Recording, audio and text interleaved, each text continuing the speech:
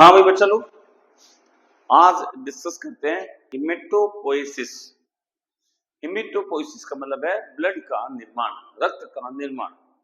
कहाँ होता है? बोलते हैं बोन मैरो के अंदर होता है, अस्थि मज्जा के अंदर होता है।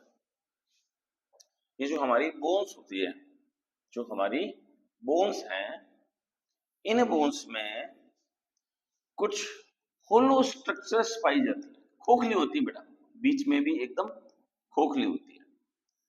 और यहाँ पर डिफरेंट टाइप के टिश्यू भरे रहते हैं। यहाँ येलो बोन भरे होता है, येलो टिश्यूज भरे रहते हैं, ठीक है। एडिपोज टिश्यू होते हैं येलो, और ये वाला जो है ये रेड वाला होता है, यहाँ लाल। तो बोन मैरो में क्या होता है? आप लोग के ब्लड का निर्माण होता है। What is blood?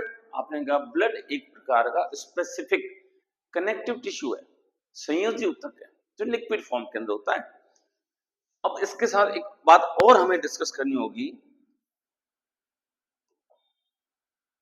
वो ये कि ब्लड के निर्माण के लिए हमें क्या चाहिए?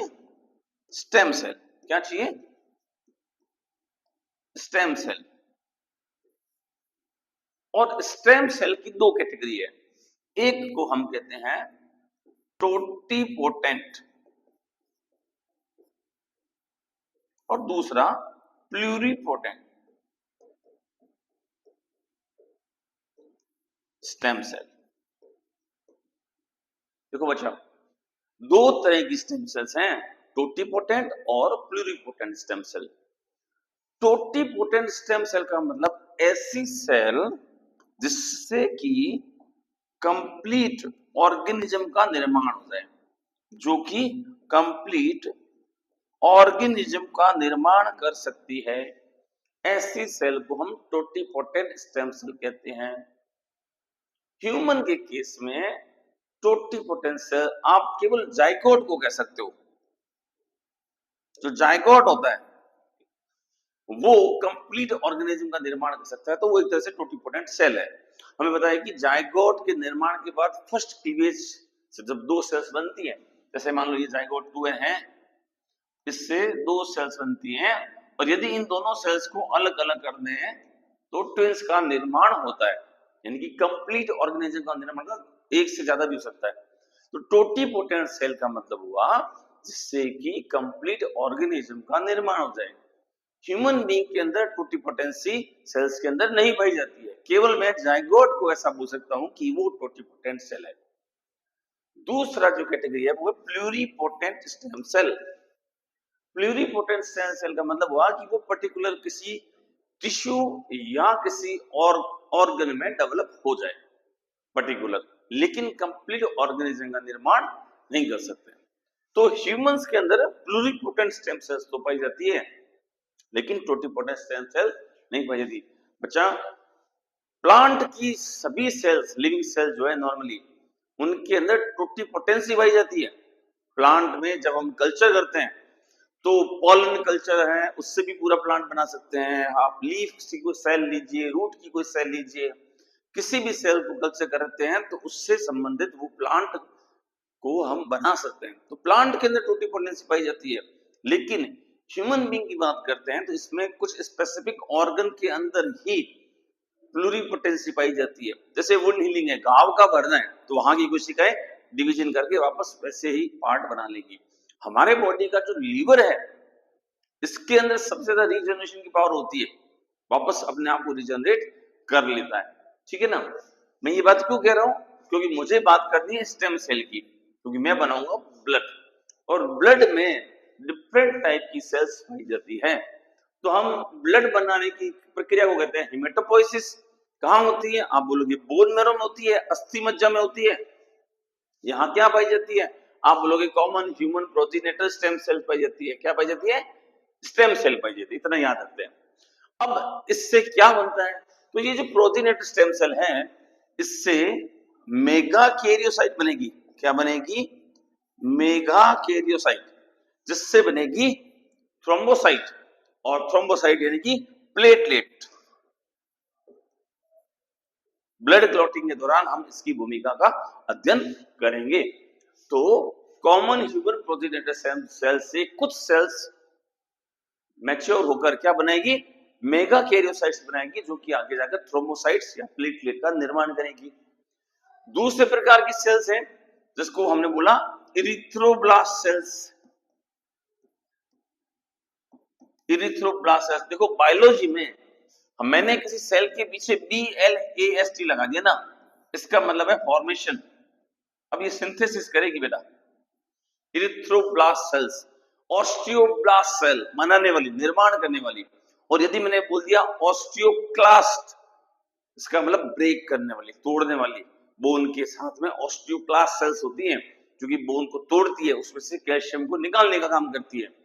यहां हम बात करें इरिथ्रोब्लास्ट सेल्स, जो बनाएगी इरिथ्रोसाइट्स, और इससे क्या बनेगा, आरबीसी। आरबीसी को हम सेल नहीं कहते हैं, रेड ब्लड कॉर्पसल्स कहते हैं, लाल रक्त कणिकाएं कहते हैं। लेकिन जब हम इरिथ्रोसाइट्स की बात करेंगे तो इसका मतलब उसके अंदर भी न्यूक्लियस वगैरह है। मैच्योरेशन के दौरान इरिथ्रोसाइट्स है उसमें से सारे जो सेल ऑर्गेनेल उनको रिमूव कर दिया जाता है, और उसके बाद जो बनती है वो आरबीसी होती है। केवल उसके अंदर हीमोग्लोबिन को भर दिया जाता है। अगली बात करते हैं माइलोब्लास्ट सेल्स, और इस माइलोब्लास्ट सेल से इओसिनोफिल्स, बेसोफिल्स और न्यूट्रोफिल्स का निर्माण होता है। इओसिनोफिल्स, बेसोफिल्स और न्यूट्रोफिल्स, है ना। इनको हम ग्रेन्युलोसाइट्स भी कहते हैं। ग्रेन्युलोसाइट्स क्यों कहते हैं, क्योंकि इनके अंदर जो साइटोप्लाज्म है उसमें छोटे छोटे ग्रेन्यूल्स मिलते हैं। जैसे मैं अगर बात करूं बेसोफिल्स की, तो बेसोफिल्स एक तरह की सीक्रेटरी सेल्स हैं, सीक्रेशन करेगी, डिफरेंट टाइप के केमिकल्स का सीक्रेशन करेगी। कमेंट बॉक्स में बताइएगा कि एनसीईआरटी में क्या लिखा है, कौन से ऐसे केमिकल्स है जिसका सीक्रेशन बेसोफिल्स करती है ना। न्यूट्रोफिल्स और इओसिनोफिल्स, ये सब बन गए माइलोब्लास्ट से। एक और सेल जिसका नाम है मास्ट सेल, मास्ट मस्त वाली कोशिका, जिसके अंदर हिस्टामिन भरा होता है।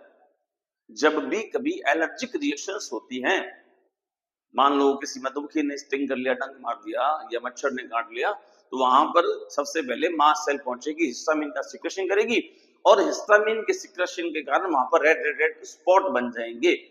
तो मास्ट सेल जो है ये हिस्टामिन को रिलीज करने वाली है।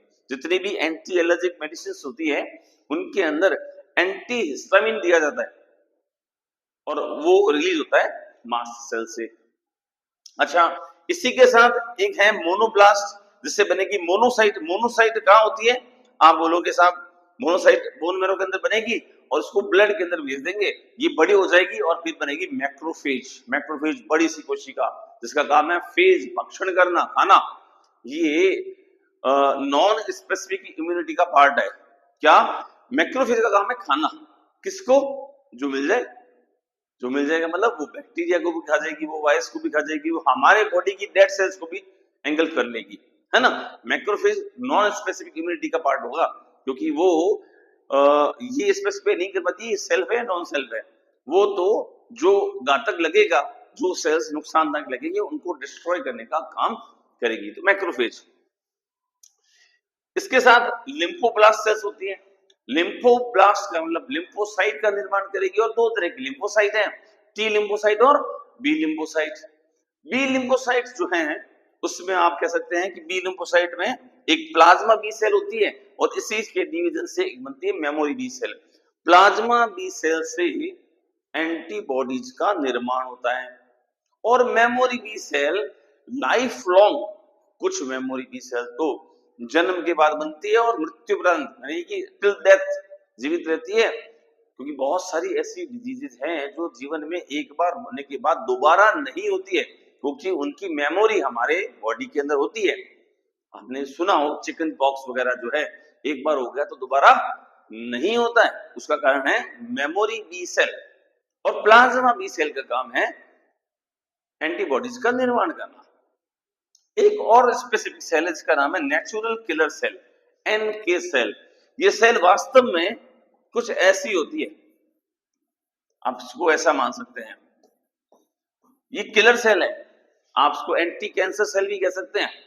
नेचुरल किलर सेल का काम है बॉडी की सभी सेल्स को चेक करते रहना, यदि उनके अंदर किसी भी प्रकार का कोई म्यूटेशन चेक हो रहा है, एब्नॉर्मल एक्टिविटी हो रही है, तो ये एन के सेल जो है नेचुरल किलर सेल, ये उनको मार देगी, उसको पोर बना के उसको छिद्रित करके डिस्ट्रॉय कर देगी, नेचुरल किलर सेल। और जब ये रिश्वत ले लेती है बेटा तो कैंसर हो सकता है। और जब कैंसर को रोकने वाली बॉडी में सेल्स हैं फिर भी कैंसर हो सकता है, उसका रीजन है कि ये अपना काम अच्छे से नहीं कर पाती है। अदरवाइज कैंसर को रोकने के लिए NK cell, natural killer sales.